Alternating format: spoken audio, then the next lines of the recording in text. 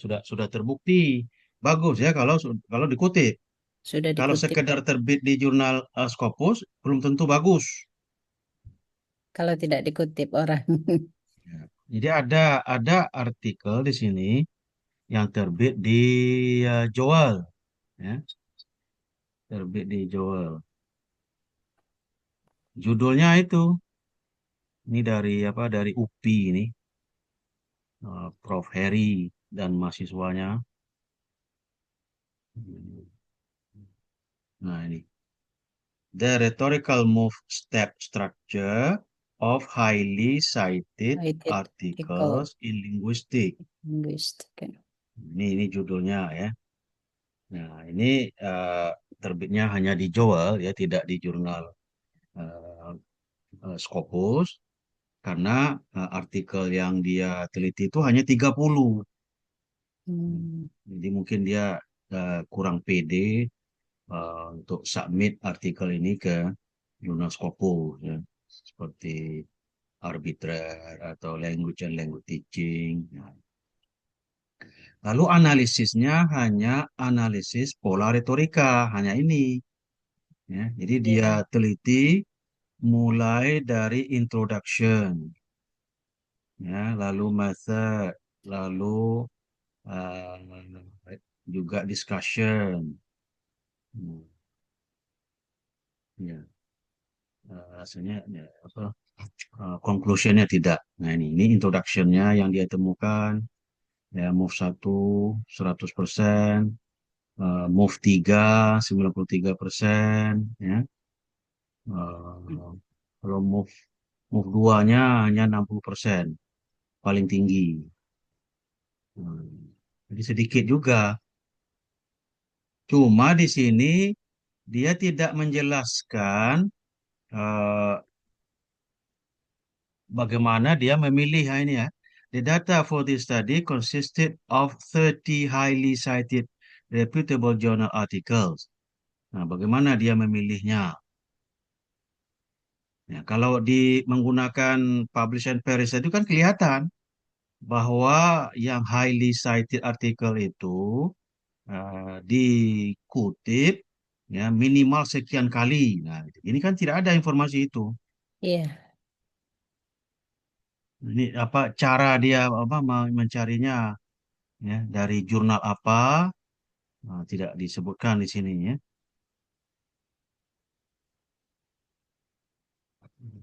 Jadi kalau penelitian ini dilanjutkan ya ke yang lebih detail dan lebih mendalam, tidak hanya pola retorika, tapi dilanjutkan dengan pola argumen, ya, dan uh, gaya pengutipan misalnya atau linguistic feature. Nah, ini agak apa juga lebih menarik ya. Yang pasti penelitian tentang highly cited artikel ini masih masih langka, masih jarang diteliti orang. Yang sering diteliti itu artikel yang terbit di jurnal bereputasi. Tetapi itu kan belum tentu highly cited. Tidak tidak otomatis artikel terbit di jurnal Scopus itu Highly eh, cited. dikutip orang gitu.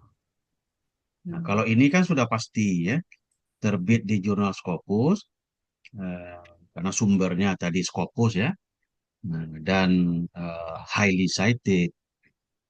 Ini sudah terjamin. Hmm. Ya, kita tidak Kalau saya membutuhkan tambah lagi yang dengan yang lain nggak selesai nanti. ya. Nah, jadi bagi ini yang tertarik ya, meneliti pola retorika dan yang lain ya, tidak hanya pola retorika, nah, bisa menggunakan ini, menggunakan aplikasi Publish and Perish ini untuk mencari artikel yang akan dianalisis. Jadi tidak lagi kita menelusuri melalui jurnal, langsung saja di sini ya, kita ambil.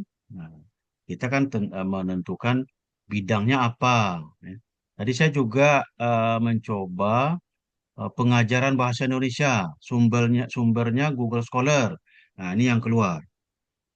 Nah, cuma kutipannya eh, tidak banyak, ya, tidak sering dikutip, ya, hanya apa satu, sedikit kutipannya karena kalau Google Scholar tentu hanya apa ya, mungkin hanya di Indonesia ya, karena ini banyak juga yang berbahasa Indonesia artikelnya. Ini tadi kata kuncinya pengajaran bahasa Indonesia. Juga saya lihat tadi linguistik, ya, linguistiknya bahasa Indonesia. Nah, ini hasilnya. Nah, ini agak lebih banyak yang highly cited. Nah, yang HH ini highly cited itu. Sepertinya kalau apa beda-beda rate-nya setiap bidang ya. Kalau tadi 27 ke atas, ini 4 ke atas Hmm. saja sudah dianggap highly cited, ya. Jadi ada yang per tahun, ada yang total. Ya. Ya, ada lagi tadi yang dari Scopus, eh, English Education. Nah, ini banyak banyak yang highly cited. Nah, sini ya. Ada berapa nih? Ada 200. Memang dia batasi ini 200. Ya, mungkin itu Hmm. Kalau kelemahannya. dibatasi tahunnya bisa, mungkin lebih sedikit dari ini. Kalau bidang applied linguistik juga banyak sekali ya. Ini malah kutipannya 24.000. Hmm. Brown. Hmm. Jadi kalau kita ambil saja artikel ini untuk dianalisis, ya, itu sudah apa, sudah beralasan, ya, Hmm. dengan judul yang tadi highly cited. Ya. Jadi bukan published in reputable journal, tapi highly cited. Kalau sumbernya Scopus ya pasti terbitnya di jurnal terindeks Scopus. Ya, memang tidak semuanya artikel. Nah, di sini bisa kita lihat, ya, ada artikel, ada conference paper juga, ya. Ada book, conference paper. Kita pilihlah yang artikel saja, bisa tidak masuk conference paper.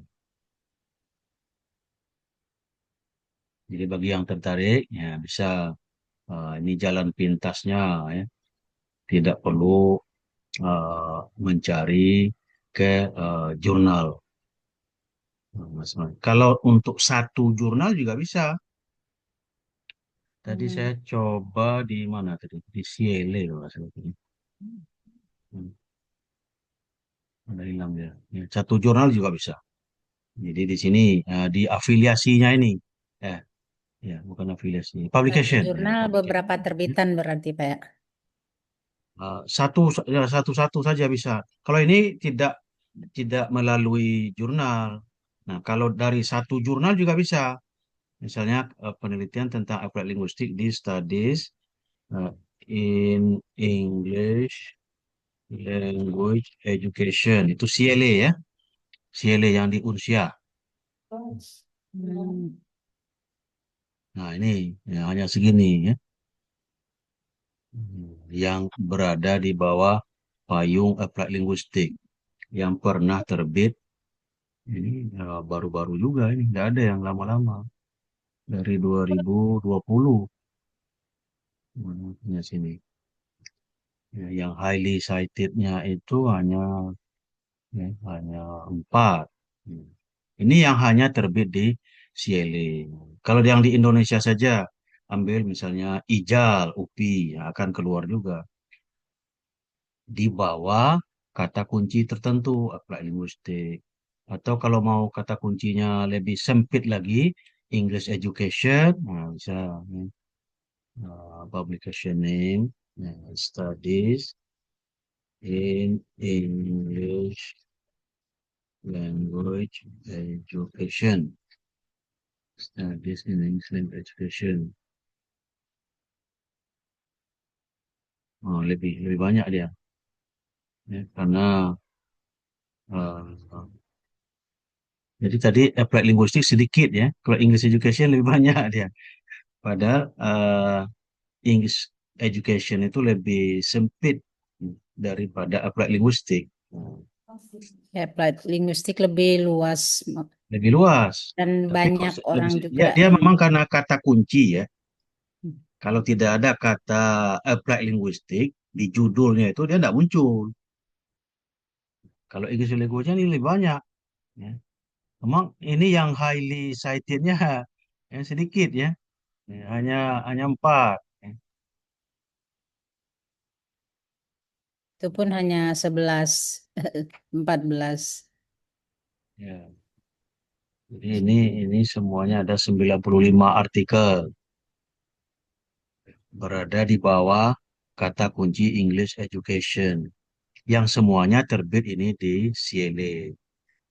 Kalau kita meneliti artikel yang highly cited di jurnal Scopus yang terbit di Indonesia, ya kita cari masing-masingnya di IJAL, di Tevlin Journal, Language and Language Teaching, IJOLE yang di Makassar. Nah, paksa satu persatu, nah, lalu kita kumpulkan. Jadi ini bermanfaat untuk mencari referensi tambahan. Nah, jadi tidak perlu kita me- membuka akun masing-masing jurnal, tinggal menggunakan uh, apa, publish and perish aplikasi ini. Ya kira-kira mirip dengan inilah ya, dengan bibliometrik lah ya. Nah, cuma di sini Iya, Prof. kita tidak bisa langsung menghasilkan grafik. Di sini terpaksa dibuat manual. Misalnya di sini yang nama-nama yang sering dikutip 10 besar, ya kita ambil lah ini nama-nama orang ini. Nah, ini yang highly cited ya, Yulian, Mulyani, ya, Rinetso ini di jurnal CLA. Nah, di jurnal yang lain mungkin lain lagi. Tapi hasil penyimpanannya masih bisa, Prof. Itu di run pakai BiblioShiny yang kemarin dibelikan oleh Bu siapa? Di bibliometrik. Iya, bisa. Jadi itu save resultnya itu nanti bisa dipilih Ya, file ya. oh, save result ini. Ya itu ya apa namanya di samping. Nah, betul. Kemudian itu bisa dipilih kita mau nyimpen Hmm. pakai apa. Itu Biblitext itu bisa di run pakai Bibliometrics. Oh gitu. Kalau CSV itu nanti bentuknya seperti Excel, Prof. Kalau yang Ini. Biblitext nanti bisa ya. Oh yang ini ya.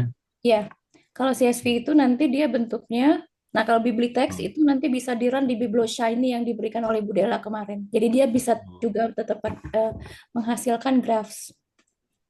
oh, oke. Ya, bisa ini ya. Ya, Otomatis berbentuk apa? Diagram dia. ya kalau kemarin, ya kalau yang kemarin Biblitextnya dihasilkan lewat Scopus, ya kan? Dia kan kita bisa Hmm. download pakai Biblit apa namanya filenya di Scopus. Kalau ini pakai Publish and Perish bisa juga hal yang sama. Hmm.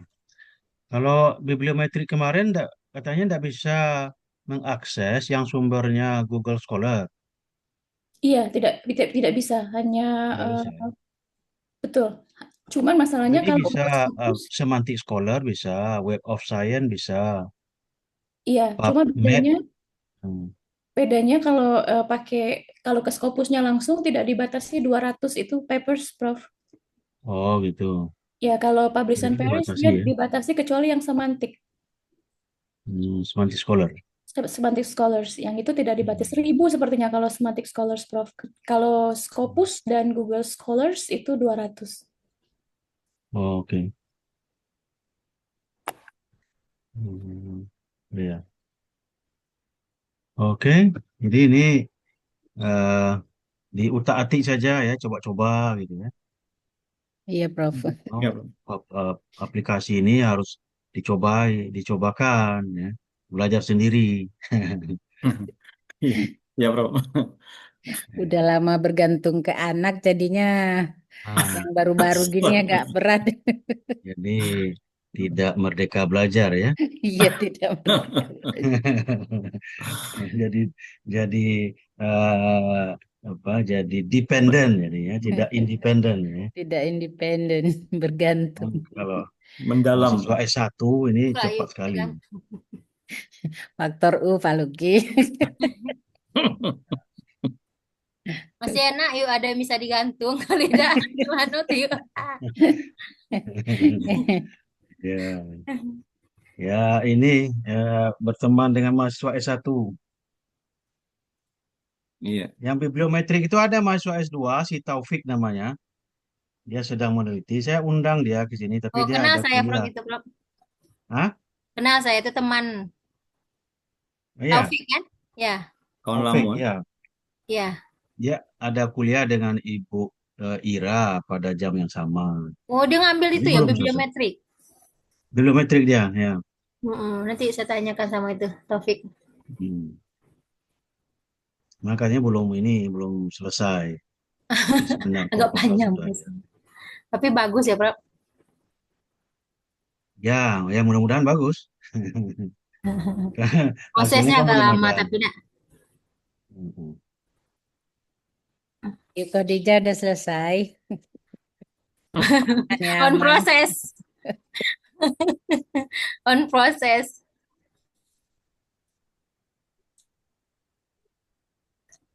Oke, ya kita hari ini hanya mereview apa yang sudah kita pelajari ya dari awal sampai hari ini. Ya, ini review of previous lecture topics. Di yang pertama kita sudah belajar bibliometrik. Mudah-mudahan sudah ahli semua ya. Amin. Kalau belum ahli tinggal diuji cobakan. Baik, Ya, Kak. jangan takut takut salah ya. Ya, Kalau tidak pernah diuji siap, Kak. cobakan tidak akan pernah bisa. Nah, ini salah satu contoh judul artikel yang menggunakan bibliometric study. Why are some articles highly cited in applied linguistics? Nah, ini ya. Mengapa beberapa artikel itu sering dikutip, yang lain tidak? Ini kan pertanyaan yang menarik ya. Setiap orang pasti pingin artikelnya setelah diterbitkan dikutip orang ya. Karena citation index kita itu menentukan kualitas kepakaran kita. Nah, menurut artikel ini ada uh, ini journal related factor karena jurnalnya. Jadi kalau kita menerbitkan artikel di jurnal yang bagus, yang terkenal, nah peluang dikutip tinggi, ya kan? Nah, kalau jurnal Q1 misalnya, ya open access. Nah, kalau close access orang berbayar, orang nggak mau baca juga. Tapi kalau open access, nah, orang baca karena artikelnya bagus dikutip. Ya, gitu. Tapi kan banyak uh, jurnal bergengsi itu, reputable itu tidak open access. Nah, sehingga penulis yang bayar. Kalau gratis, maka artikelnya tidak open access. Pembaca yang bayar. Nah, gitu.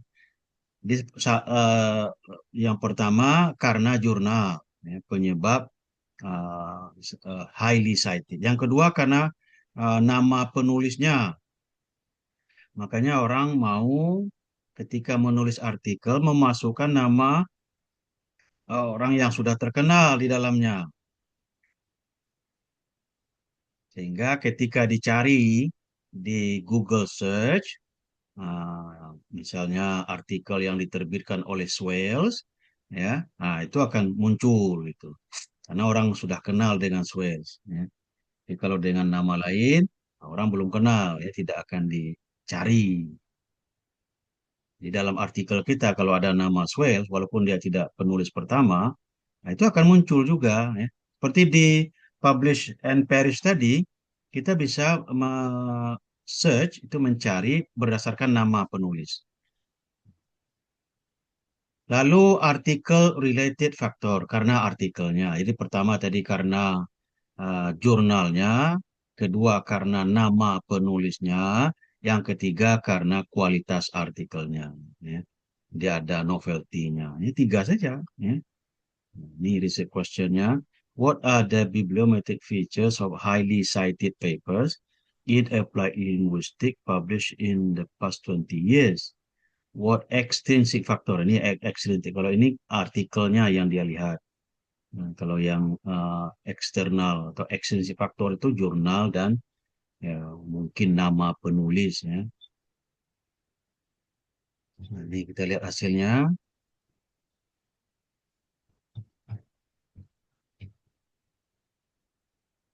Nah, ini apa ini? Coding scheme. Ada jumlah citasinya, accessibility-nya ini ya. Nah, yang open access satu, ya restricted access nol. Number of author tidak dilihat ya. Nah, internationality, kalau jurnalnya internasional nilainya satu, domestik nilainya nol. Nah, geographical origin ini Asia satu, ya, dan seterusnya. Oceania empat. Nah, funding ya, funded, mungkin dia menganggap yang penelitian yang didanai lebih serius daripada penelitian yang tidak didanai. Hmm. Kalau lainnya tidak ada. Nah, subfield language use, bahasa apa ya jelas lah ya, kalau bahasanya bahasa yang tidak dikenal orang ya tidak akan dibaca orang. Language assessment, language contact, language policy, ini bidangnya, bidang ilmunya. Oh, subfieldnya ya, dari apa tadi, applied linguistik mungkin ya. Non-empirical, kuantitatif, kualitatif, mixed method, dan research synthesis. Oke, result. Nah, ini ya, scatter plot of 302 target article citation count. Nah, ini jumlah kutipan yang dia ambil dari 320 artikel. Nah, kalau ini total citation. Lalu ini sites per year. Nah, lalu binary variables, accessibility pengaruhnya 19%, internationality 18%, funding, nah cukup besar ya, pengaruhnya 27%. Kalau secara geografis, nah, yang hijau ini apa nih? Amerika ya, karena mungkin pembacanya lebih banyak di Amerika, 52%. Kalau yang merah ini di Europe, ya, Asia itu 13%. Ini Oceania yang 9%. Ya. Subfield, nah ini pengaruhnya. Nah ini paling banyak, use, 37%. Ya. Kalau metodenya, ini yang banyak ini yang kuantitatif mulai banyak ya. 25% ya kuantitatif. Kalau yang nomor 2 non-empirical. Ya. Mixed method 24%. Ya. Bersama mixed method dengan kuantitatif. Malah kualitatif di sini yang kecil ya, 11% ya. Karena ini mungkin ya berhubungan dengan pengajaran bahasa. Oke. Nah, itu ini kajian statistiknya. Nah, ini salah satu contoh penelitian yang uh, menggunakan metode bibliometrik. Ya, ya, yang tadi. Hmm. Oke, itu yang pertama ya, bibliometrik. Ya, silakan digunakan kalau sudah yakin ya untuk bisa nanti untuk disertasi. Hmm. Tidak hanya untuk tugas ya mata kuliah ini, bisa lanjut ke disertasi. Yang kedua, rhetorical structure. Nah, ini juga sudah banyak diteliti. Rhetorical structure analysis. Ini nah, ini contohnya. The genre-based analysis of Indonesian research articles in the social sciences and humanities written by Indonesian speakers. Jadi hanya ditulis oleh orang Indonesia dan berbahasa Indonesia dalam bidang ilmu sosial. Dan ini hanya bagian metodenya saja. Kalau ini mudah ya melakukannya, karena pertama kita cari modelnya dulu. Nah, ini modelnya ini ya LIM 2006, move 1, move 2, dan move 3. Nah, stepnya masing-masing ada 3 ya per move. Nah, jadi kita cari modelnya dulu. Jadi kita tidak membuat model sendiri untuk kita gunakan dalam menganalisis sampel kita. Ya. Jadi kita tinggal mengikuti model saja. Hmm. Eh, ini korpusnya ada 100, bukan, 51, sorry. 51 berasal dari beberapa bidang ilmu, religious study, education, economy and management, language and literature, psychology, social sciences. Nah, ini yang dimasuk dalam kategori social sciences. Move analysis. Nah, hasilnya, nah ini ya, ini di bagian metode. Kalau tadi ada 3 move model si LIM, nah ini ternyata tidak 3 ya, ada 7 ya, 7 move di sini yang ditemukan ya, tidak 3 dan namanya juga agak berbeda ya. Ada overview, tujuan penelitian, subject dan materials, location, procedure, limitation, data analysis. Nah, mengapa berbeda dengan model LIM? Ya, karena model LIM itu dia temukan setelah menganalisis bagian metode artikel dalam bidang ilmu ekonomi dan manajemen. Kalau ini kan lebih luas, ya, social sciences. Makanya berbeda. Ya. Lalu the appearance of steps. Nah, ini stepnya. Ini step 1, step 2. Nah, ya. Ini lebih detail ya. Kalau tadi hanya move, kalau ini dengan stepnya. Ya. Tapi tidak ada yang 100% tidak ada. Paling tinggi hanya 38%. Kalau move-nya tadi ada frekuensinya ya. Nah, ini ya. Ini tidak ada yang 100%. Ya. Ada limitation malah tidak ada sama sekali. Ya, ini yang move. Ya. Jadi yang 75% itu masuk ke dalam kategori opsional. Nah, jadi opsional semua berarti. Jadi ini bisa disebabkan karena variasi antar bidang ilmu. Sehingga tidak bisa digeneralisasi. Ini angka-angkanya kan juga ya berbeda-beda ya. Tidak sama. Nah, di stepnya juga begitu, banyak variasinya, banyak juga yang tidak punya, ya, tidak punya step ini tidak ada. Oke, nah ini linguistic feature, ya. Nah, karena penelitian pola retorika sering diikuti dengan analisis fitur linguistik. Pertama, comment subheading in the method section. Judul pinggir yang sering dijumpai dalam bagian metode ada nih. Ini di jurnal berbahasa Indonesia ya. Tujuan penelitian malah ditulis di dalam bagian metode, jadi bukan dalam bagian pendahuluan. Masalah penelitian, ya, bentuk penelitian, pendekatan penelitian, jenis penelitian, instrumen penelitian, sumber data. Nah, ini yang sering dijumpai ya dengan frekuensi yang cukup tinggi.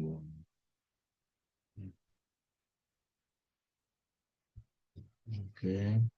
Nah, itulah temuannya. Nah, memang penelitian ini sudah agak lama. Ini tahun 2000 berapa? 2016. 2013. Sudah lama ya. 2013. Oke. Kita kembali ke sini.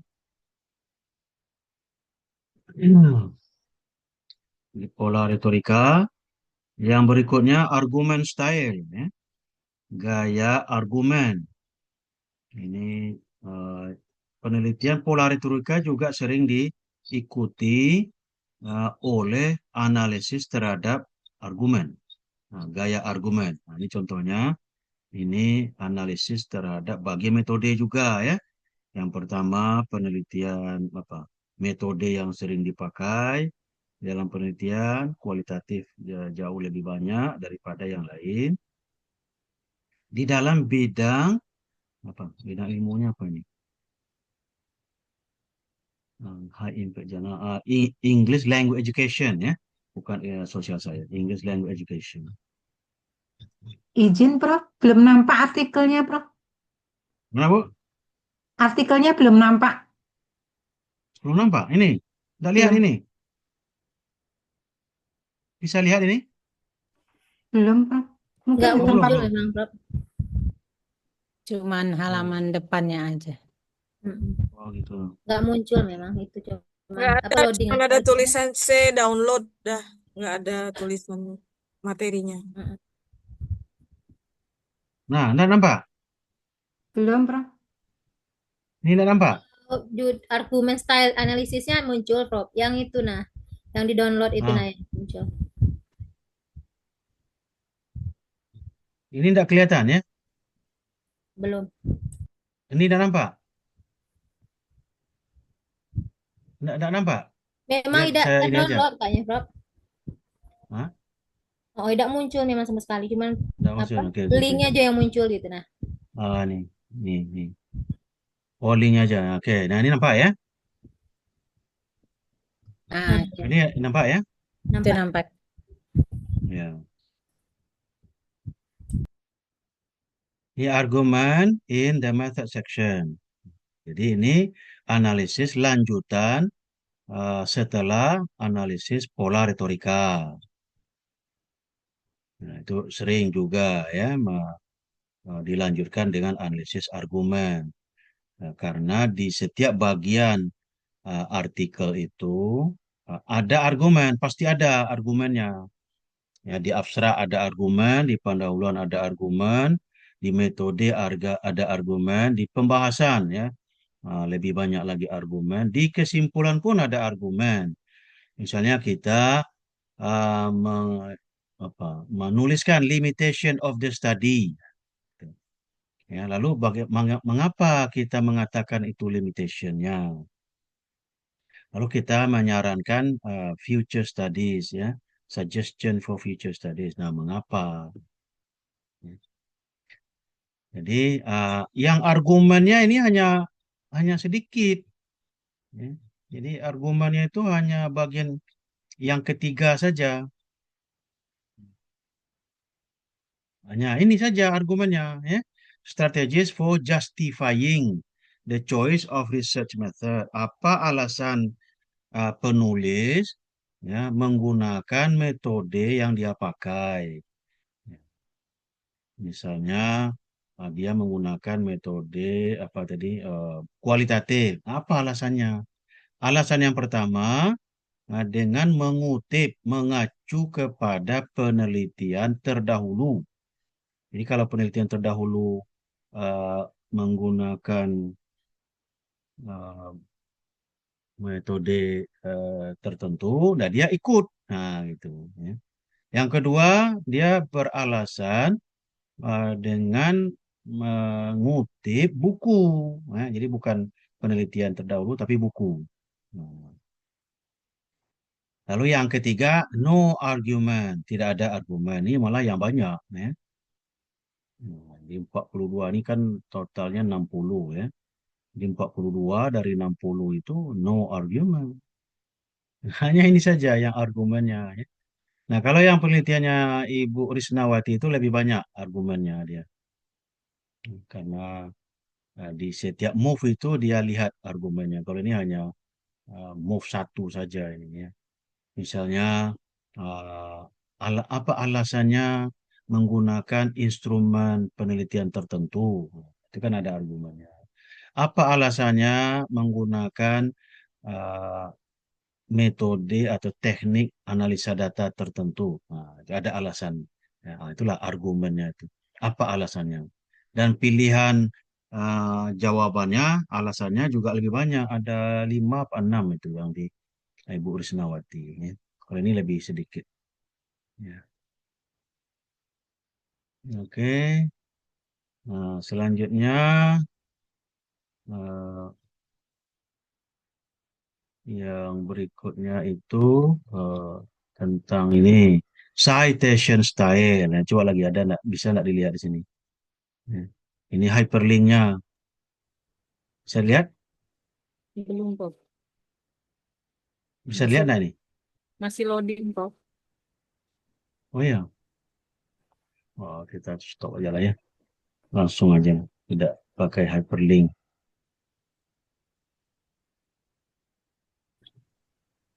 Nah ini. Bisa ya?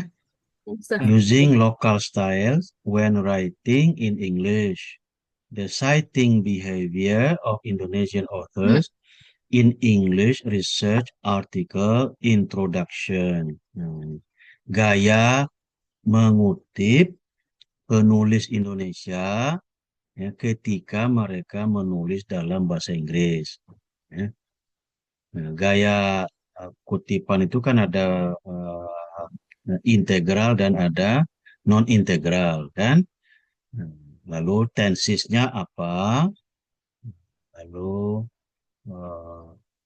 citation types-nya ya, citation style. Nah, hasilnya kita lihat. Ini jurnalnya ya, jurnal Indonesian Journal of Chemistry. Ini Scopus ya, ini semuanya terbit di Indonesia. Journal of Engineering and Technology Science, Journal of Biotropia, the Southeast Asia Journal of Tropical Biology, Journal of ICT Research and Application. Ya. Jadi lebih ke science ya. Oke. Hasilnya, waduh ini hasilnya. Oke, langsung aja lah. Nah ini ya. Nah, ini kalau tensisnya itu lebih banyak menggunakan present tense. Jadi ketika penulis mengutip referensi, dia menggunakan present tense ya. Nah, mungkin karena dia mengutip pendapat, bukan mengutip hasil penelitian. Past tense-nya sedikit, ya, dan present perfect tense juga sedikit. Nah, jadi kalau past tense digunakan ketika penulis mengutip hasil penelitian. Nah, kalau present perfect tense digunakan ketika beberapa orang penulis, ya, ketika penulis mengutip uh, temuan penelitian beberapa orang, ini tidak satu penelitian, tidak satu orang, ya, beberapa hasil penelitian digunakan uh, present perfect. Ya. Yang banyak ini present tense. Ya. Nah ini contohnya. Ya. Jadi kalau yang diletakkan di dalam kurung ini, nah itu pertanda dia non-integral. Tapi kalau nama penulisnya itu apa? Nah, penulisnya itu sebagai subjek ya, atau according to bla bla bla misalnya. Nah, itu uh, kalau di dalam kurung non-integral, sorry. Non-integral. Kalau di menjadi bagian daripada kalimat, subjek kalimat, ya, maka dia namanya integral, ya. Integral dan non-integral. Nah, yang banyak adalah non-integral. Artinya, eh, nama penulis yang dikutip itu diletakkan di dalam tanda kurung atau di footnote. Jadi tidak di dalam kalimat kutipan. Nah, apa sebabnya? Ya, mungkin menghindari gangguan pada pembaca ya kalau ada nama orang itu mengganggu ke apa lancaran bahasanya ya. karena ada bla bla bla, mention that, bla bla bla, cite that, dan seterusnya. Itu tuh mengganggu. Jadi penulis lebih cenderung menjaga kohesif dan coherence ya, dari tulisan dia itu dengan meletakkan sumber yang ditulis itu di dalam kurung ya, daripada menjadi bagian daripada kalimat. Oke, jadi itu apa temuannya ya, citation style, tenses dan apa tadi type ya, citation style, types of citation, lalu tenses. Nah, lalu ini yang pertama ini apa ini judulnya? Function of citation, fungsi kutipan ya, yang ini yang pertama, defining a key term. Jadi kapan orang menggunakan referensi? Yang pertama ketika mendefinisikan kata kunci. Yang kedua, justifying the research problem, ya, mendukung masalah penelitian. Yang ketiga, supporting the research topic, mendukung pentingnya topik penelitian. Yang keempat, suggesting a solution to the research problem, memberi saran untuk mengatasi masalah penelitian. Yang kelima, integratively evaluating or critiquing the cited literature. Ketika, negatively ya, ketika mengkritik ya, pendapat orang, nah, itu dia juga menggunakan kutipan. Ya. Yang keenam, indicating a gap in previous studies, menyatakan gap penelitian. Yang ketujuh, presenting positive justification, menyajikan dukungan terhadap hasil penelitian atau pendapat orang lain. Ya. Jadi ada 7 fungsi dari kutipan. Ya. Nah, tetapi frekuensinya ya tidak sama. Ya. Ada yang sedikit, ya. Ada yang banyak. Ini apa ini? Ya. Supporting the research topic, nah, itu yang banyak. Ya. Lalu yang kedua, indicating a gap. Oke, totalnya mana?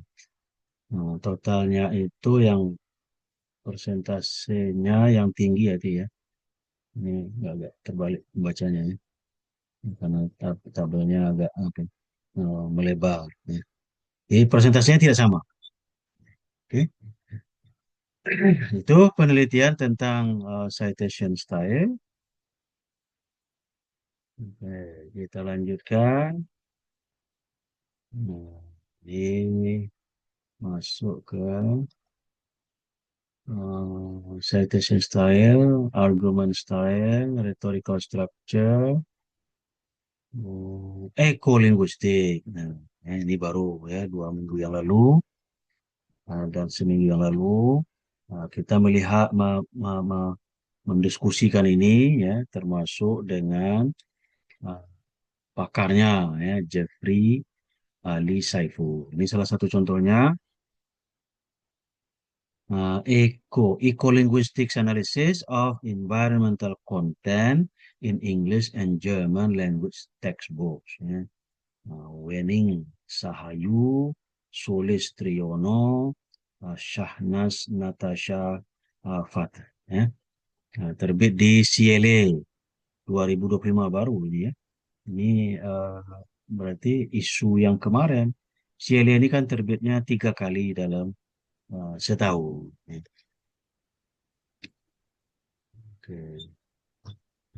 Nah, ini yang dia teliti. Ini bukunya buku ini ya, buku bahasa Indonesia ya. Izin, Prof. Gambaran Belum nampak, terbuka. Prof. Oh, belum Bu ya? Artikelnya Oke, oke, oke. belum nampak, Prof. Saya ini aja, langsung aja. Nggak bisa pakai hyperlink nampaknya nih. Nah, ini. Ya. Ini sudah kelihatan ya? Ya. Ini kajian ekolinguistik. Data analisis. Result. Nah, ini bukunya. Dia pertama yang dia teliti, isi buku teks itu yang berhubungan dengan ekolinguistik ya, yang berhubungan dengan lingkungan, apakah eco-beneficial, apakah eco-ambivalent, atau eco-destruktif.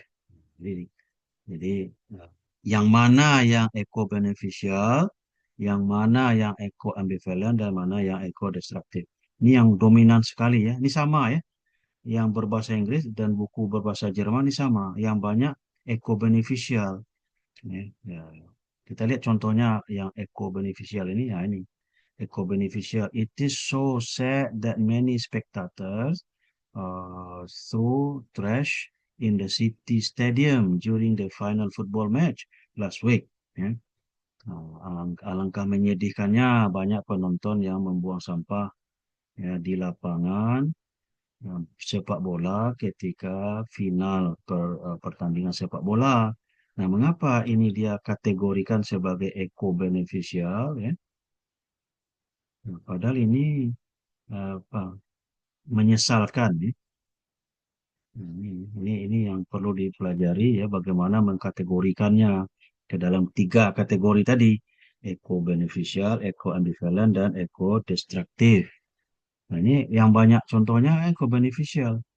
My mother told me that it was difficult to buy soupy kinds of food in the old times. Oh, ini eco-destruktif ya.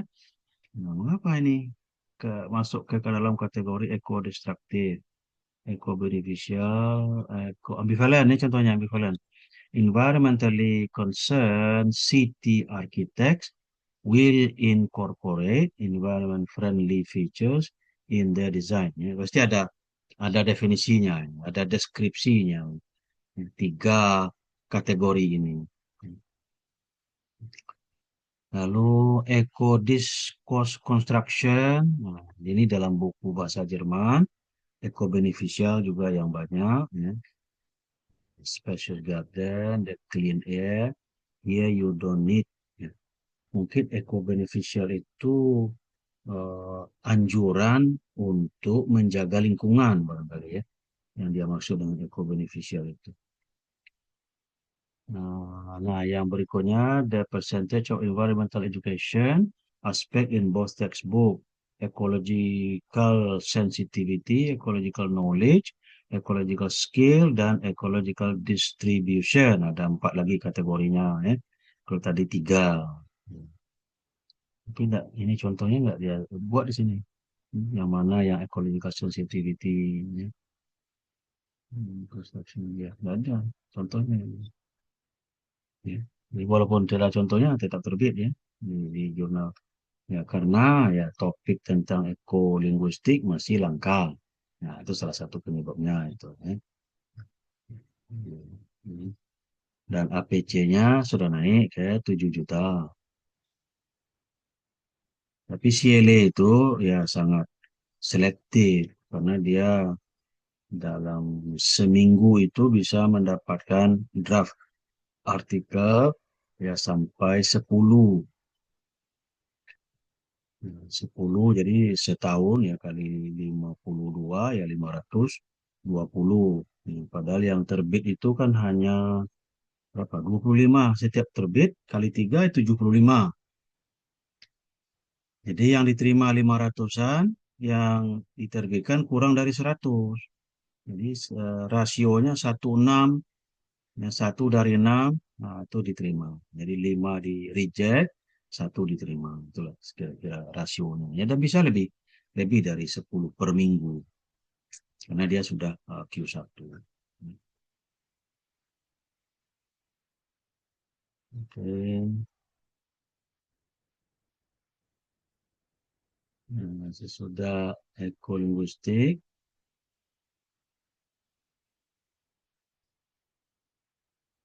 Nah, linguistic features ya. Ini linguistic features. Kajian linguistic feature. Ini bisa lihat enggak? Belum, Nggak Prof. bisa. Belum, Nggak Prof. bisa ya? Belum. Nggak, memang nggak bisa langsung dia nampaknya. Di apa? Dari hyperlink nggak bisa langsung dilihat ini. Nah, ini analisis awalnya research gap. lalu diikuti dengan analisis linguistic feature. Nah, ini. Ya. Jadi feature-nya sedikit, hanya ini. Ya. Jadi ya dua aspek lah. Yang pertama research gap, yang kedua linguistic feature. Ya. Linguistic feature ini dilihat dari statement eh, research gap-nya. Jadi research gap itu dinyatakan dengan fitur linguistik apa atau bagaimana. Jadi ini disebut dengan adversative conjunctions plus a clause. Ini adversative conjunction itu however. Ya.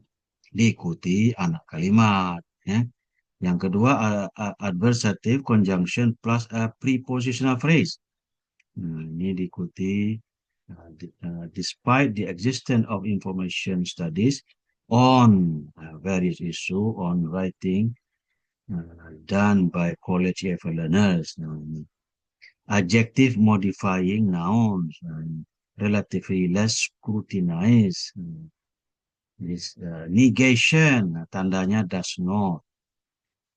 Lalu phrases denoting uncertainty, inconsistent result, have not differentiated. Jadi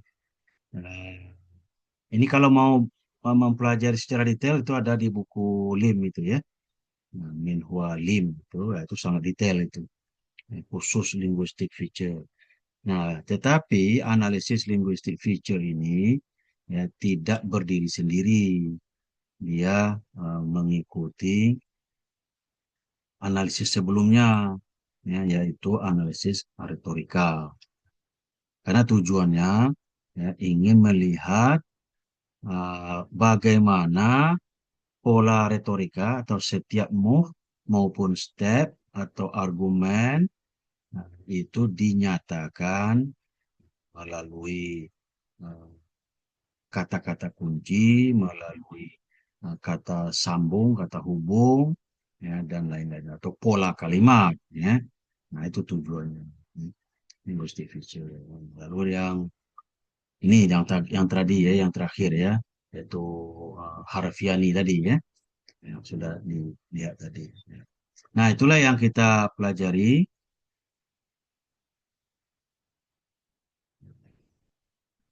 Oke, ya. Itu yang kita pelajari selama tengah semester ini. Ya, ada berapa chapter? 6 ya, atau 7 topik. Yang pertama bibliometrik, yang kedua pola retorika, gaya argumen, fitur linguistik, gaya pengutipan, lalu ekolinguistik, ya 6 ya. Ya, 6. Ya. Oke. Ya, silakan kalau ada yang tertarik pada topik-topik itu untuk diseriusi, ya, walaupun tidak untuk disertasi, bisa saja ya, untuk penelitian mandiri, ya, kalau ada waktu, atau untuk tugas. Ya. Ini tugas ini tidak juga dibatasi, ya, dipublikasikan di jurnal nasional, ya, bisa saja jurnal internasional, ya, kalau sudah cukup bagus.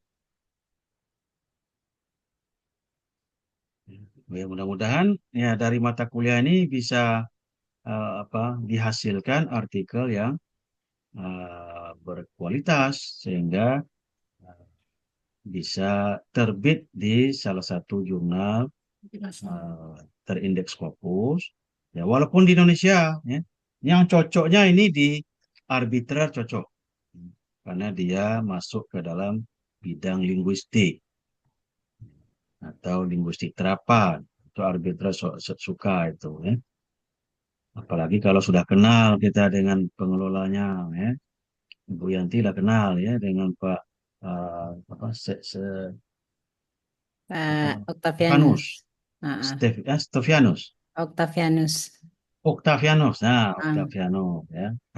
Tapi kenal saja tidak menjamin. Iya, belum pernah Asma juga ini juga sudah kirim kenal. artikelnya. Nah, Ibu Mei juga sudah kenal ya karena dosennya kan.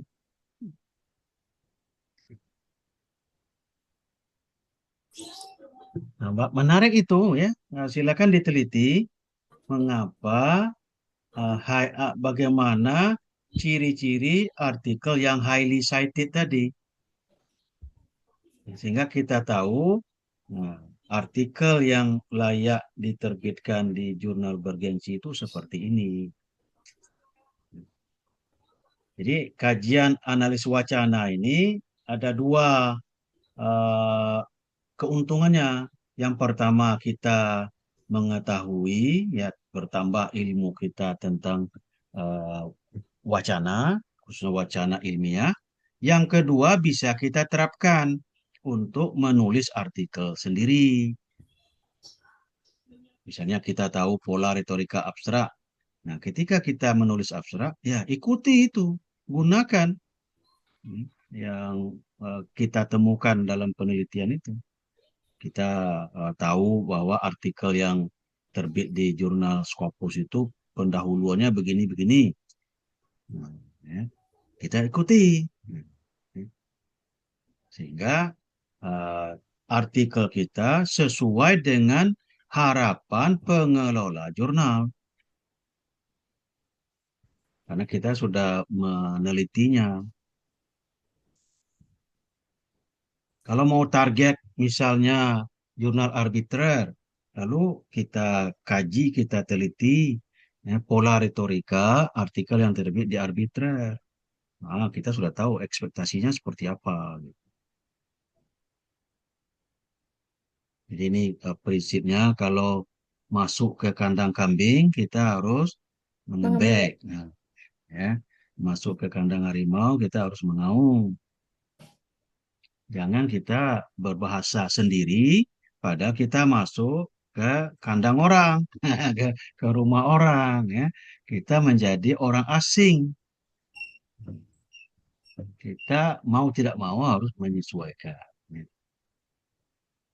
Nah, mengapa saya anjurkan ke jurnal di Indonesia saja?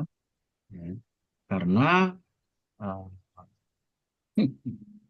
Sama-sama. latar belakang bahasa itu mempengaruhi gaya menulis kita di bahasa Inggris. Ya. Kalau kita tergantung pada jurnal-jurnal luar, nah itu pola pikir kolonialize namanya ya. Sekarang kan ada ini ya dekolonialize. Ya, Kolonial. kita bebaskan diri kita dari kolonial. Ya. Karena kita juga sudah punya jurnal. Ya, jurnal tadi saya kirim ya. Saya kirim kan ada 25 lebih jurnal tadi yang berbayar sedikit dan gratis ya. Itu belum saya kirim. Saya Belum. bagi tadi itu belum ya. Saya bagi mana tadi itu ini 25 jurnal free or law APC in language and linguistic field in language linguistic field.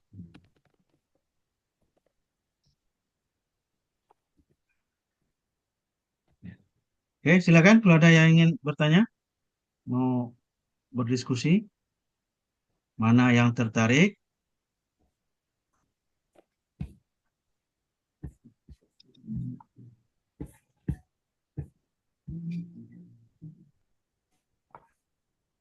Izin Prof. Ya, silakan. Eh, ya mengenai menulis ini Prof. Ya, Terutama untuk penggunaan bahasa. ya. Saya jujur memang dulu tamatan sastra Inggris, tapi Hmm, kemudian lama meninggalkan eh, bahasa Inggris, apalagi berkecimpungnya di bahasa Indonesia. Kadang-kadang ya. ada semacam apa di dalam diri itu ketika eh, sepertinya agak menjadi anti berbahasa Inggris gitu, Prof. Karena Hmm, tuntutan pekerjaan kita harus mengutamakan bahasa Indonesia begitu kan. Nah, hmm, sekarang itu agak berat memang Prof mau hmm, mengembalikan apa namanya kebiasaan menulis hmm, terutama sekali itu mengembalikan eh, vocabulary vocabulary itu Ya. yang agak berat. Mungkin kalau di penguasaan tensis masih Hmm. lah, dan itu tidak terlalu berat juga kembali melihat ininya. Tapi di penguasaan kosakata yang Bagian vocab ya. agak berat itu, Prof. Hmm. Eh, untuk sementara saya memang membuat tugas tadi itu masih dengan bahasa Indonesia. Jadi Ya. kalau seandainya harus berbahasa Inggris, ya mau tidak mau nanti saya kan harus berusaha keras, di samping mungkin minta bantuan juga dengan mesin penerjemah, walaupun kan tidak bisa dipercaya penuh juga sebenarnya untuk mesin penerjemah itu. Hmm. Eh, Ya. apakah memang semua jurnal yang sudah Sinta 2, 1 atau Scopus itu memang mewajibkan jurnalnya berbahasa Inggris, Pak. Itu. Kita tunggu sebentar ya, lagi azan di masjid ya. Iya, Prof.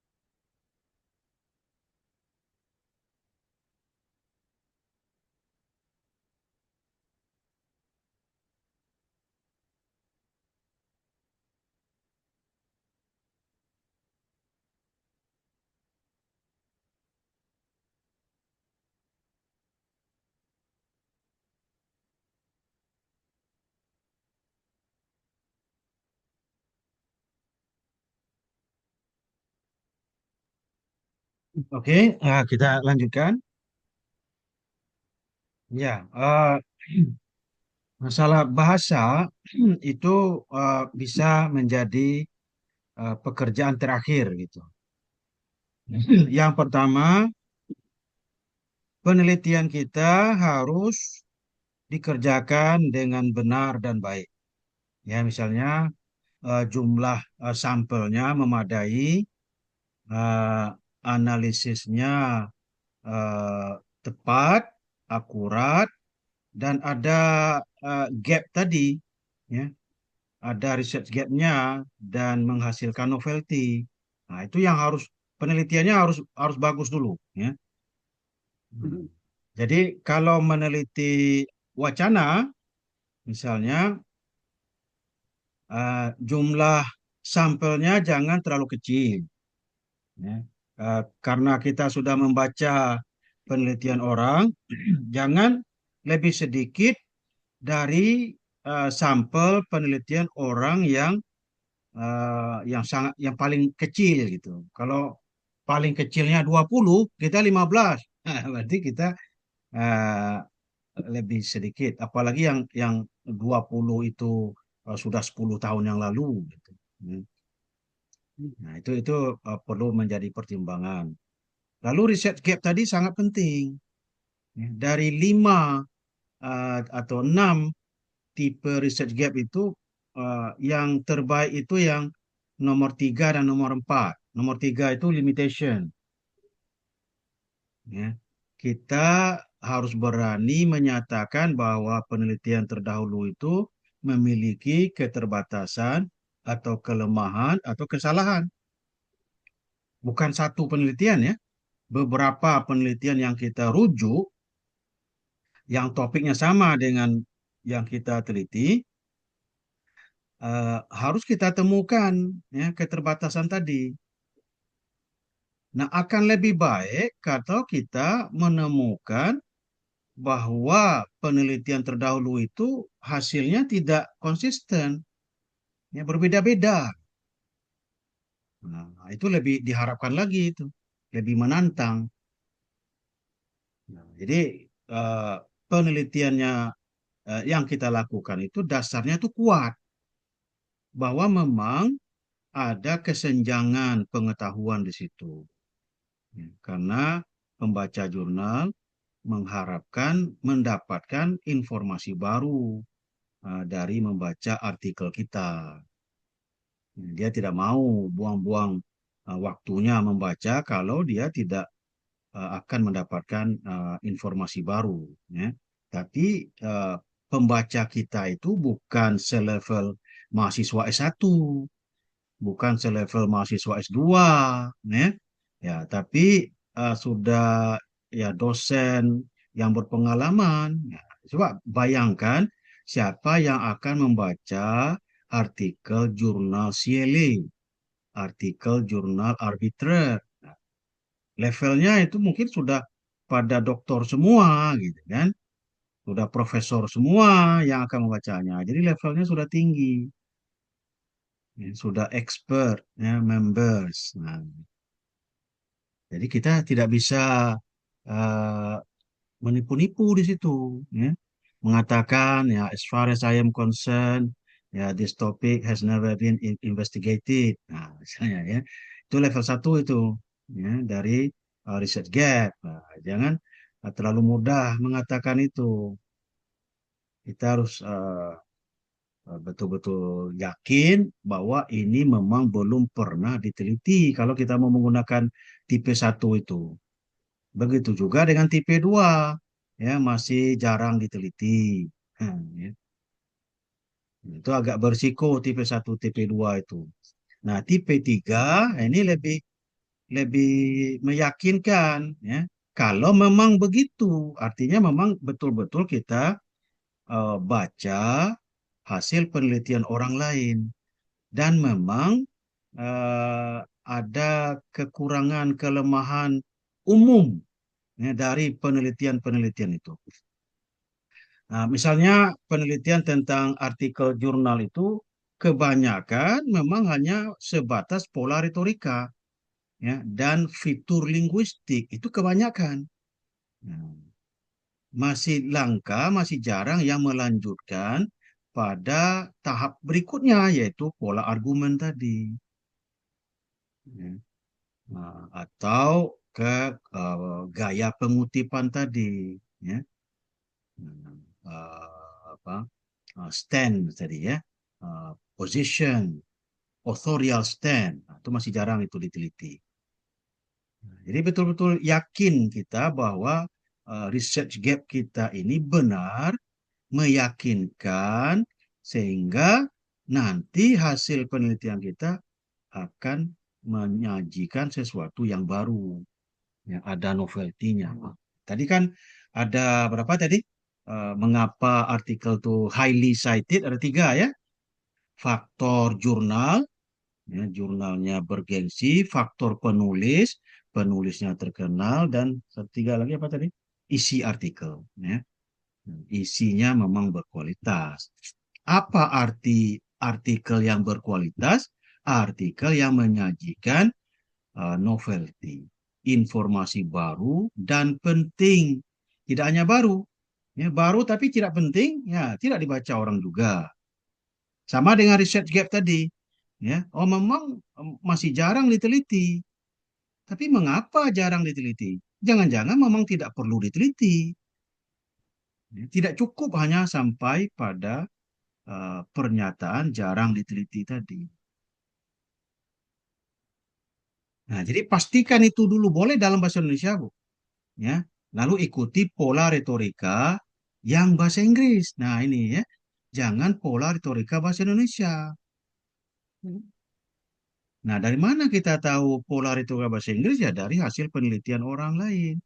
Kan sudah banyak diteliti abstrak itu pola retorikanya bagaimana, pendahuluan bagaimana, ya, metode bagaimana, pembahasan bagaimana, kesimpulan bagaimana, itu semuanya sudah diteliti orang. Memang ada ciri khas bidang ilmu tertentu, ya, memang ada. Ya. Jadi kalau kita bisa membaca hasil penelitian tentang pola retorika, artikel berbahasa Inggris dalam bidang ilmu yang sesuai, nah kita ikuti itu. Boleh menulis dalam bahasa Indonesia, ya, termasuk juga linguistik fiturnya, ya, gaya apa kalimatnya. Jangan menggunakan kalimat di kampung saya baru masuk listrik. Nah, jangan pola kalimat itu, Bu. Ya. Kalau pola kalimat seperti itu di Google Translate, nah bingung Google Translate-nya itu. Ya. Jadi subjek, verb, objek, nah harus dijamin itu pola itu, karena itu pola Inggris. Sebetulnya pola Indonesia juga itu, cuma bahasa Indonesia karena masih berkembang ya. eh, Seperti apa ya kecenderungan kita menggunakan gaya bahasa lisan ketika kita menulis, ya, sehingga tidak ilmiah dia. Kalau yang itu ya, yang pembagian kategori bahasa ya, ada yang reader oriented, ya, reader responsible dan writer responsible. Kalau bahasa Inggris itu writer responsible. Responsible. Nah, artinya penulis bertanggung jawab terhadap keterbacaan tulisannya. Bahasa Indonesia tidak masuk kategori reader responsible. Responsible. Jadi penulis tidak bertanggung jawab gitu ya. Ya, pembacanya paham apa tidak bukan urusan penulis. Nah, gitu. Jadi agak merubah gaya lah. Ya. Jadi pola tadi itu kan menjamin koherensi. Ya. Kalau kohesinya kan antar kalimat. Ya, kita pastikan dengan menggunakan cukup kata sambung. Kata hubung. Nah, ini juga sering, Bu. Bahasa Indonesia itu agak miskin dengan kata sambung di dalam karya ilmiah. Ya. Nah, bahasa Inggris agak kaya. Ya. Jadi harus pastikan antara satu kalimat dan kalimat berikutnya apa yang mengaitkannya, menghubungkannya, ya, cohesive marker, ya. Apakah dengan penggunaan sinonim, lexical cohesion atau grammatical cohesion itu harus dipastikan. Ya, grammatical dan lexical cohesion harus dipastikan.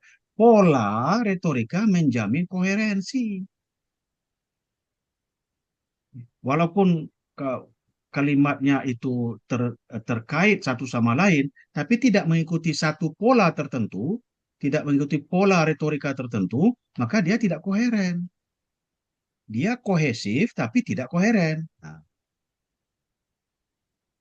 itulah gunanya pola itu. Pola retorika, ikuti itu. Ya, abstrak ada 5 move.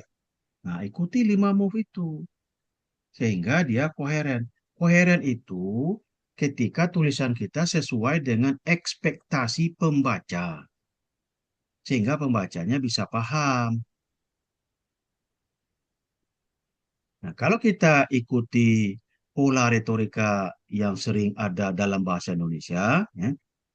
Nah, sehingga itu tidak sesuai ketika kita menulis dalam bahasa Inggris. Orang pembaca bahasa Inggris tidak mengerti. Ya. Jadi seperti kalimat yang tadi yang tidak subjek, verb, objek ya. Jadi pastikan subjeknya mana, kata kerjanya mana, atau subjek predikat. Jadi tidak akan muncul kalimat di kampung saya baru masuk listrik itu tidak akan muncul. Gitu.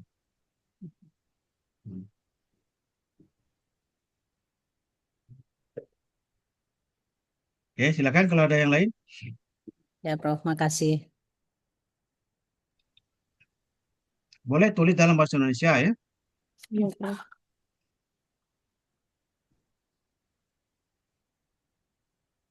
Karena jurnal, kalau Sinta 2 banyak juga yang berbahasa Indonesia. Yang saya analisis itu dari 7 itu 5 berbahasa Indonesia sih, Prof. Ada di jurnal Bali eh, juga. Itu bidang ilmunya apa, Bu? Itu LHK. Ah, iya. Oke. Dan yang dianalisis bagian apa? Bagian artikel apanya? Yang sekarang saya apa itu pendahuluan. Pendahuluan ya. Pendahuluan. Nah, yang 3 move itu ya. 3 move. Nah, oke. Ya. Yang agak banyak itu kan move 1. Move 2-nya kan research gap. Move 3-nya hanya tujuan penelitian atau Bulan research tujuan. question. Move 1-nya yang agak Yang banyak. agak banyak. Ada centrality claim di situ. Nah, centrality claim dia menggunakan yang mana? Yang 4 itu. Lalu literature review ya. Literature review pasti ada ya. Apakah cukup hanya sekedar ada atau tidak saja atau ada analisis lebih lanjut? Nah, Iya, Prof. seperti tadi ya ada 7 fungsi literature review.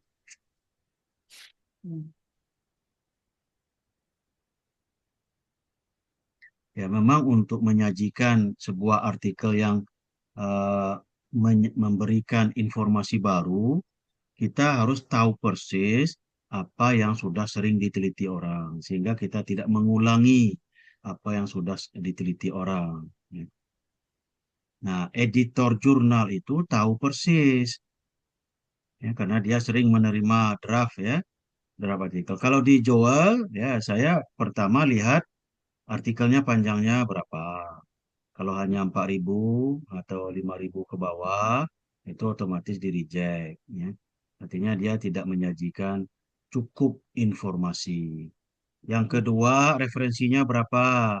Ya, kalau hanya di bawah 20, nah, artinya tidak uh, cukup ya, memadai. Ya. Apalagi referensi itu sudah tua-tua pula. Ya. Nah, yang ketiga, apakah strukturnya tadi berimbang. Pendahuluannya 20%, metodenya 15%, hasil dan pembahasan 60%, kesimpulan 5%. Tapi kalau pendahuluannya sudah 50%, ya, yang mau dibaca orang kan hasil dan pembahasan, ya, bukan pendahuluan. Ya, itu mukadimahnya yang banyak itu. Hasilnya sedikit. Ya, itu gaya spiral, mutar-mutar biasanya itu ya. Lebih banyak dikata-katai. Nah, melihat apakah hasilnya memadai, lihat saja riset questionnya. Kalau riset questionnya hanya satu, nah kecenderungan hasilnya sedikit. Ya. Tapi ya minimal 2 lah riset questionnya. Ya. Kalau akan lebih baik kalau 3, jadi datanya memadai. Nah, lalu ada apa tidak pembahasan? Nah, sering juga artikel yang ditulis oleh orang Indonesia dalam bidang ilmu humaniora itu tidak menyajikan pembahasan. Jadi dia hanya menyajikan hasil saja. Data linguistik, data sastra, tapi tidak ada pembahasan. Jurnal internasional dalam bidang ilmu apapun pasti ada pembahasan. Pembahasan itu kan tujuannya menyatakan kontribusi temuan kita itu sumbangsihnya apa. Lalu apa kaitannya dengan teori atau hasil penelitian yang sudah ada? Kita memposisikan temuan kita dalam literatur yang ada. Ya, kita kan berharap temuan kita menambah ya, informasi yang ada. Menambahnya itu di mana? Ya, makanya kalau kita membahas hasil penelitian kita, jangan suka mengatakan temuan penelitian saya sejalan dengan temuan penelitian orang lain, inline. Ya, kalau inline sejalan, berarti nggak ada baru. Nggak ada barunya itu. Ya, sama saja dengan yang sudah ada. Apa novelty-nya? Ya, kata pembaca ya untuk apa saya baca? Ya, lebih lanjut untuk apa saya kutip? Kan lebih baik saya mengutip tulisan orang yang lebih terkenal kan gitu ya. Yang terdahulu, yang lebih apa terkenal misalnya atau yang terbit di jurnal yang lebih bergengsi gitu. Jadi bagian pendahuluan itu kritikal, kritis, ya. Lalu juga bagian pembahasan. Kita carilah temuan orang lain yang beda dengan temuan kita. Atau temuan kita beda dengan temuan orang lain, lalu jelaskan mengapa. Nah, itu yang dicari Prof, pembaca. izin saya angkat telepon sebentar, Bro. Ya, silakan. Bu. Ya. Oke, ada yang lain yang ingin bertanya?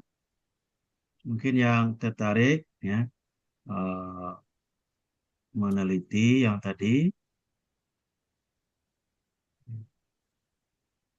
Kalau yang menggunakan publish dan perish tadi itu sangat membantu eh, melokalisir apa yang akan kita teliti. Ya. Tinggal kita kumpulkan highly cited tadi, ya. Artikel yang sering dikutip dan penulis yang sering dikutip, termasuk juga jurnal. Ya. Misalnya jurnal tentang linguistik, sumbernya Google Scholar. Ya. Nah, lalu artikel-artikel yang sering dikutip itu yang mana? Yang mana saja? Lalu siapa penulisnya? Lalu terbit di jurnal mana? Nah, jadi 3 saja cukup. Ya, artikel yang sering dikutip. Yang kedua, penulis yang sering dikutip.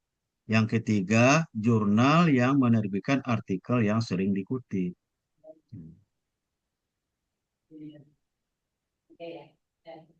Itu sudah 3 pertanyaan penelitian itu. Nah, kalau mau dilanjutkan lagi ya misalnya research gap, tipe research gap yang terdapat dalam artikel yang sering dikutip. Berlanjut lagi. Tipe novelty dalam artikel yang sering dikutip dalam bidang ilmu tertentu, ya, misalnya linguistik. Ini bidang ilmu yang langka diteliti itu humaniora ya. Humaniora itu langka diteliti itu, ya, dan dekat dengan bidang ilmu kita. Ya.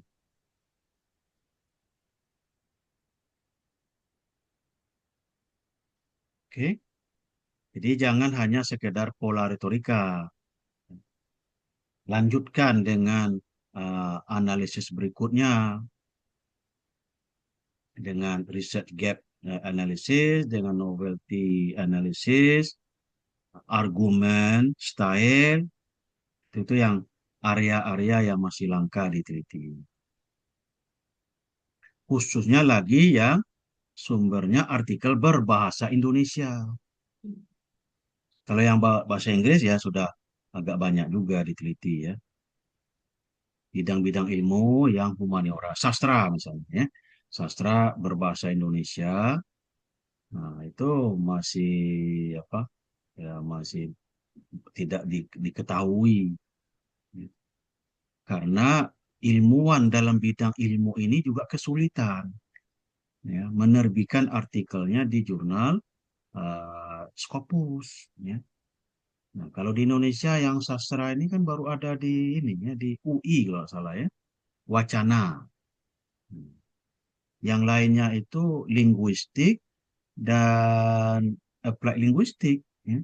Seperti CLE, IJOLE, TEFLIN, LLT. Nah, itu applied linguistik dan linguistik itu. Nah, yang sastra ini masih masih langka.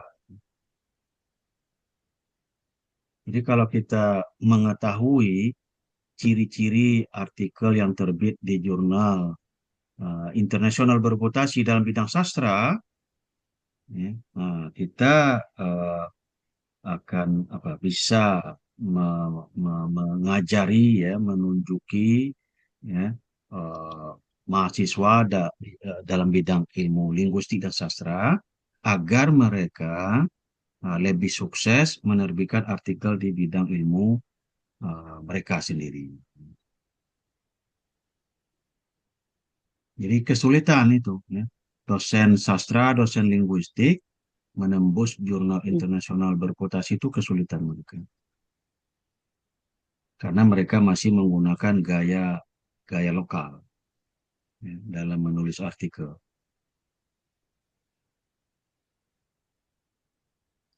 Oke, masih ada?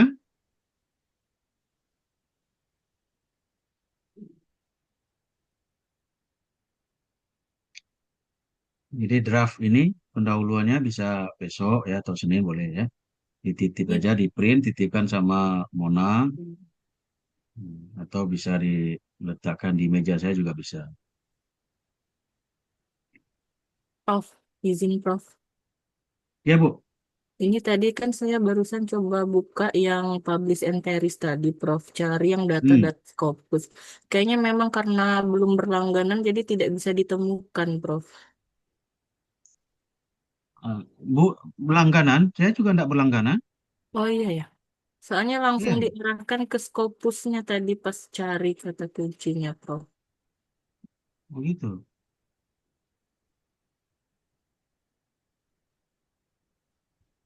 Bah, sudah langkah-langkahnya sudah benar. Sudah Ibu ini sudah download ya.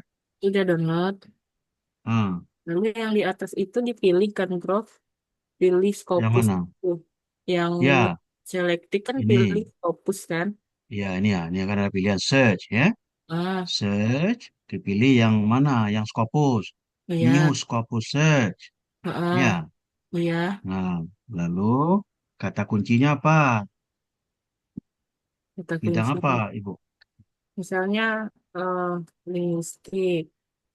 Linguistik saja ya. Ya misalnya. Ya, linguistik. Tahunnya mau dibatasi? Oh, enggak, ini coba mencari aja dulu, Prof. Ya, oke. Ini bisa Lang- dilihat nggak di ini? bisa, Prof. Bisa ya. Nah, kita search saja. Hmm. Nah, tampilan saya tuh langsung disuruh menuju ke Scopusnya, Prof. Gitu. Iya, Kenapa ya? nggak ada lagi progres progres mencari ini nggak ada. Aku Welty download Download publisher aplikasinya mungkin. dari mana? Dia Dari kan ada yang dua link tuh di atas. Ibu ya yang yang for Windows. Ya, Windows ya. Iya, Tuh. apa namanya carinya dari yang Harzik itu tadi Bu. Itu kan ada di atasnya yang dari kayak pihak ketiga gitu. iya ini coba saya print screen di ini saya. Apa Ibu mau ini? Mau share screen? Iya, kayak gini tampilannya. Bentar. Saya kirim ke grup ya, Prof. Ya, sudah saya kirim ke grup.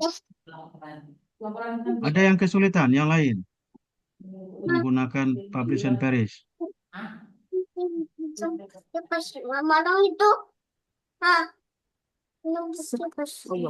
Bu Welty kalau bisa di-share Ibu downloadnya dari mana ini yang aplikasinya Bu Welty? Karena ada dua link itu bro.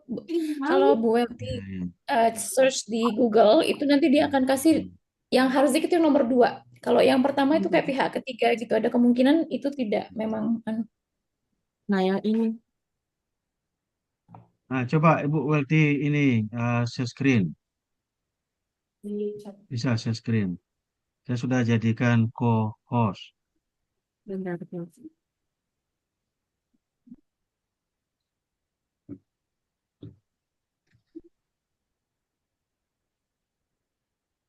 Nah, saya yang di sini ini. Ah, Pakai Paris Software for Windows yang ini. oke, Windows 3 ya. Ya, coba ya. Terus? Iya, ini udah kebuka aplikasinya tadi kan, yang ini tadi. Hmm. Coba lagi. Tidak apa-apa, ulangi lagi. Ulang lagi, Coba Bu. klik lagi ini. Yang ini. Publish and Paris. Ya,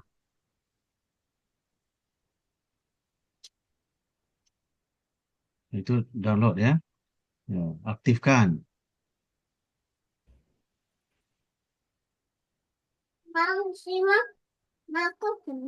Sebentar.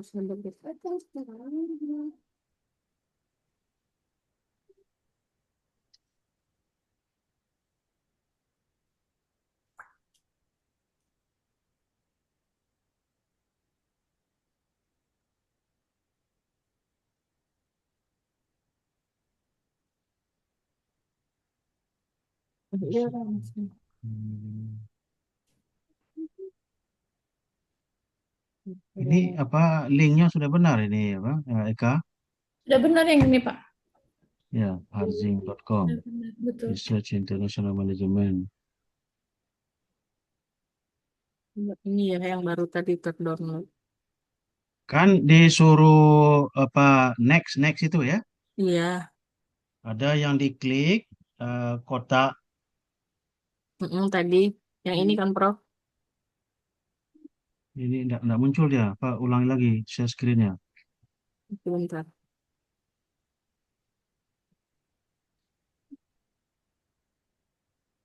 Evaluasi kinerja internal ini sudah dilakukan atau belum? Oh, itu sudah ada sih. Sudah ada ya? Oh, tunjuk sini ya. Sudah Nah, penyelenggaraan sakit. Ini masalahnya pusing, mau pusing. Apa yang gue lakukan? Ini harus Halo, saya. ya Bapak, ambil bisa bantu di kantor Pak. Yang lebih Pak.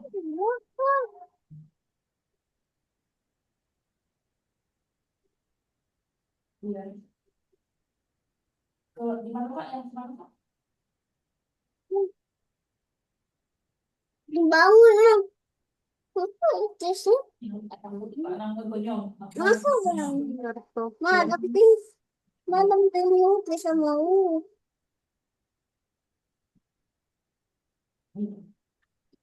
Oke Kak. Banget. Yo, PIS 6 lembaga itu 6. Apa? Udah. Yo, Kak, di sini Kak. Berarti saya nggak bisa lihat screen share-nya. Ya, itu ketika membukanya kan ada pilihan yes dan no. Ya, Sudah diklik yes. udah Prof. Ini aplikasinya udah jalan sebentar. Udah terus. Kenapa dia? Malah ketutup. Sebentar. Ini Nah, kebanyakan sempat yang lagi dibuka jadi bingung. screenshot. Mau dilaporkan. Lalu ada next. Ya, sudah kan? Iya. Lalu ada I agree to these Iya. terms Lalu and next. condition. Nah, Lalu lalu install. next. Nantinya enggak Nah, kan? lalu install. Terus Langsung udah selesai finish. finish. Ya. Nah, dia langsung keluar kan Prof aplikasi Nah. ini. Ya. Ini gimana ya? Soalnya dia ada di bawah sini. Lah orang tuh. Tadi sebenarnya kan tujuan ibu melaporkan itu kan supaya dia gak arahan kan. Nah, enggak. Ini. Ya, enggak seperti ini. Bisa lihat yang saya share. Bentar, Prof. Saya matiin dulu slide. Nah, iya tampilannya seperti yang Prof ini, Prof. Nah, lalu Kemudian, Terus dipilih kan, Prof. nah, Ibu bisa langsung ke search ini. Iya, search di atas yang Search. Scopus Oke. search, new Scopus search kan. Ya, boleh ya. Masukin Nah, ini keyword. Scopus ya, ini ya, ini ya. Iya, Ini ya. Nah, iya, Scopus ya. Nah, ini keluar seperti ini kan? iya. Nah, Sudah Langsung keluar aja seperti ini. keyboard. Kalau sudah ya tinggal nambah kata kunci. Nomor kata kunci lalu search ya, Prof. Ya, search ini. Ya, bisa.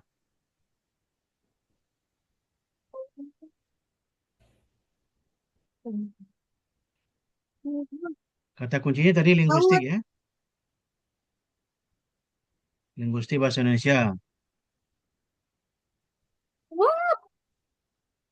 Nah, udah keluar seperti ini. Kayak gini tampilannya, Prof. Ya, coba di apa? Oh, oke. Di share screen. Oh, ini Bu Welty, Ibu Welty tetap harus ambil API key dari Scopus. Oh, apa API Oh, key ini. itu. Jadi API key itu bisa diambil di Scopus, itu gampang. Search aja, Ibu search nanti bagaimana Ibu bisa dapat API key. Oh, Jadi Ibu punya akun di Scopus tersebut, Ibu kasih API key. Oh, iya, iya. oh harus diisi ya, Bu, ya. Ya, harus Ada diisi. Oh iya, iya, iya. iya, siap. Coba yang lain dulu, Bu. Jangan Scopus dulu. Bisa enggak? Kalau yang tadi Google Scholar udah bisa, Prof. Oh, oke, oke, oke. Iya, Ini yang Scopus yang belum ya. iya. Berarti memang harus diisi ya, Prof, ini. Yang Oh, ya. iya, iya. Oke, terima kasih, Mem, Prof. Sama-sama. Oke, yang lain sudah bisa? Iya. Satu enggak? Ini bahagia ya. Ya, sudah lancar.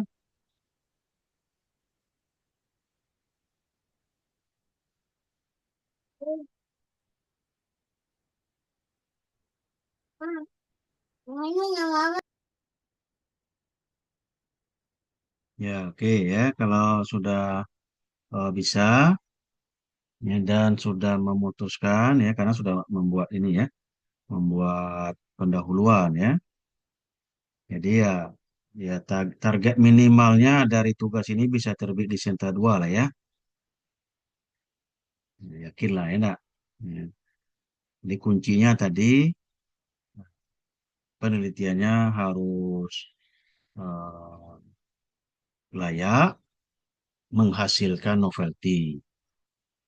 Jadi dari pendahuluannya sudah bisa ditebak apakah nanti penelitiannya akan menghasilkan sesuatu yang baru dari pendahuluan. Kalau metodenya kita tinggal tiru ya, bagaimana orang lain melakukan penelitian yang sama. Karena tidak mungkin kita tiru persis. Objeknya pasti berbeda. Kalau cara langkah-langkahnya boleh kita tiru. Cuma kita tidak bisa copy paste ya, karena nanti akan terganjal dengan Turnitin dan juga AI generated. Di AI generated itu juga sekarang otomatis diteliti. Jadi ketika kita menggunakan Turnitin, skor AI generatednya langsung keluar. Nah, mengapa tinggi skornya?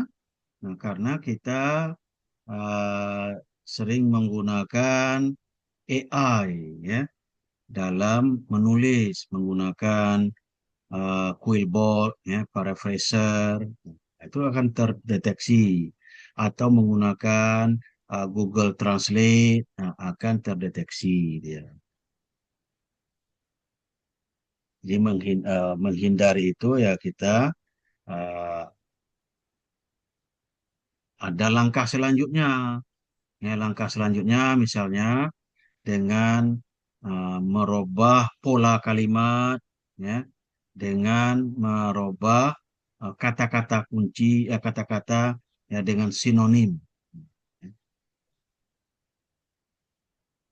Jadi alat deteksi ini semakin canggih juga. Kalau dulu tidak ada penilaian AI generated ya, score itu.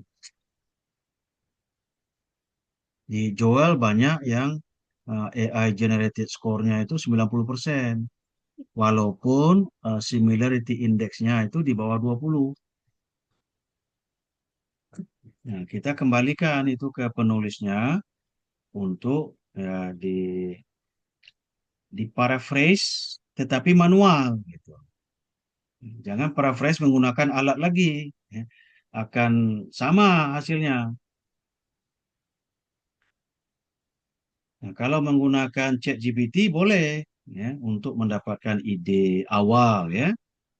Nah, tetapi harus dilanjutkan dengan membaca referensi yang original ya. Jadi jangan langsung dari ChatGPT langsung ke tulisan kita karena tidak ada referensi di ChatGPT itu. Ya, untuk mendapatkan ide ada apa-apa. Misalnya saya mencari applied linguistik itu apa saja bidang di bawahnya. Itu ada di ChatGPT. Tidak apa-apa kita ikuti.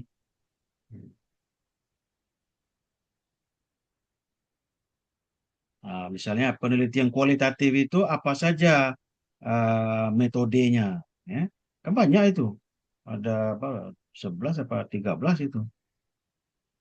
Ya, termasuk narrative inquiry, case study, ya, action research. Nah, itu tidak perlu kita membaca sebuah artikel untuk mengetahui hal-hal yang umum seperti itu. Bisa melalui ChatGPT. Tapi kan itu tidak akan kita uh, masukkan di dalam tulisan kita. Itu hanya menjadi pedoman saja. Kita harus mencari siapa yang mengatakan itu. Bahwa penelitian kualitatif itu metodenya ini. Ya, karena ChatGPT tidak bisa kita kutip. Dan tanpa kutipan kita juga tidak bisa. Ya. Dalam karya tulis ilmiah itu setiap paragraf harus ada kutipan. Karena di setiap paragraf kita berargumen. Argumen yang kuat yaitu apabila didukung dengan referensi. Referensinya yang uh, ya dapat inilah ya dapat dipercaya ya yang berkualitas juga. Jangan jurnal atau mengutip tesis mahasiswa, mengutip skripsi ya. Yang dikutip itu artikel yang sudah terbit di jurnal uh, Sinta 2 lah minimal ya. Kalau tidak ada yang Scopus ya tidak apa-apa. Oke ya, demikian. Minggu depan kita lanjutkan ke topik yang lain ya multimodal. Ya mungkin ada satu dua topik lagi setelah itu ya seperti eh, apa korpus ya, linguistik ya dan mungkin critical ya discourse analysis. Kalau critical discourse analysis sama dengan ekolinguistik ya karena dia sifatnya juga critical ya. Prof, Oke, sebentar demikian Prof, saja ya. Ya, sebentar Prof. silakan. Ya, Ya, sedikit saja menanyakan tentang teks kalau misalnya kita bermaksud untuk melakukan penelitian ekolinguistics. Jadi hmm, teks itu bisa dari berbagai macam sumber, misalnya dari media online, kemudian dokumen, kebijakan atau berita, laporan dan sebagainya itu bisa kita satukan. bisa asalkan terpercaya. Siap. Jangan hanya blog misalnya ya. Itu tidak teruji, tidak direview. Jadi kalau buku ajar kan itu sudah direview, sudah diedit, dipakai orang banyak, sudah diakui kualitasnya. Media Baik. massanya pilih-pilih juga, ya, media massa yang bergengsi gitu ya. Nah, lalu majalah misalnya ya, majalah yang diakui nasional lah. Jangan dia aneh sendiri. Kalau dia aneh kan sulit kita percayai ya. Kalau kita menggunakan uh, informasi dari YouTube, ya, YouTube itu kan juga beragam ya. Kualitas sumber informasi yang diberikan. Kalau orangnya memang pakar di bidang lingkungan, ya enggak apa-apa. Jadi sumber data kita itu juga harus kita pilih. Karena kita harus menjelaskan mengapa kita menggunakan sumber data ini. Misalnya mau menggunakan media media wisata Bengkulu misalnya, Ya. ya, tentang lingkungan. Nah, media itu media yang resmi atau hanya hanya lokal saja, ya. Hmm. Kan saya pernah mencari teks berbahasa Inggris tentang wisata di Bengkulu. Ya. Ya, itu kacau itu bahasanya. Ya, mungkin mereka menggunakan Google Translate mungkin ya. Nah, itu harus terjamin juga sumber data kita itu. Jadi Karena kalau kita media harus lokal di Bengkulu ini kira-kira apakah trusted? media lokal seperti apa? RB gitu ya. Misalnya Antara, Oh, Moabay, Antara. Bengkulu Itu Today. skop Hmm. pembacanya apakah hanya di Bengkulu? Hmm. Kalau ada yang lebih lebih meyakinkan, ya gunakan yang lebih meyakinkan. Kalau media media seperti koran itu kan banyak juga yang ditulis oleh orang yang sedang belajar menulis kan, wartawan yang sedang belajar. Iya, anak-anak magang. Kalau diterbitkan oleh Dinas Pariwisata misalnya ya, buku ya, nah itu akan lebih terjamin. Karena kalau buku ya pastilah ada editornya, dan eh, disebarkan lebih luas. Ya tidak mungkin asal tulis juga mereka ya. Kalau sudah Ya, terbit dalam buku atau majalah wisata, ya, atau dokumen pemerintah tadi bisa, ya, yang resmi. Pokoknya terjamin lah keabsahan berita yang disajikan di dalam media tersebut, ya, sumber tersebut. ya, Oke, Prof. Thank you. oke, ya demikian diskusi kita sore hari ini. Ya, terima kasih. Ya, Assalamualaikum warahmatullahi wabarakatuh. Waalaikumsalam Waalaikumsalam warahmatullahi wabarakatuh. warahmatullahi wabarakatuh. Makasih, Prof. Makasih, Oke, Prof. sampai Thank jumpa. you very Terima much. kasih, Prof.